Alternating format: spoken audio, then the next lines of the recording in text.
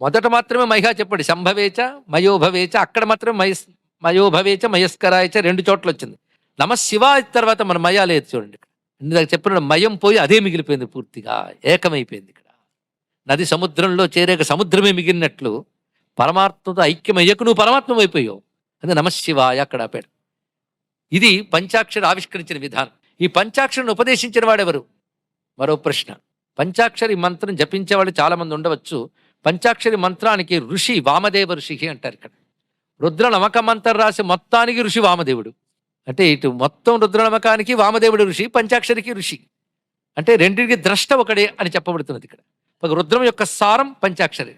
అంతరిక్షమునందు 11 రుద్రకళలు, అధియజ్ఞముగా 11, ఆది భౌతికంగా 11, ఆధ్యాత్మికంగా 11. అదేవిధంగా విశేషించి మరొక 5వ తత్వం కూడా మొత్తం 57 రుద్రులు చెప్పుకున్నాం, గుర్తుంది కదా. ఆధ్యాత్మికంగా అధియజ్ఞంగా ఈ 3 చెప్పుకుంటూ ఇంకోటి. అదేవిధంగా ప్రాణములుగా 11 వివరించిన 11 రుద్రులు 5 స్థానాల్లో ఉన్నారు. వీళ్ళు 55 రుద్రులు.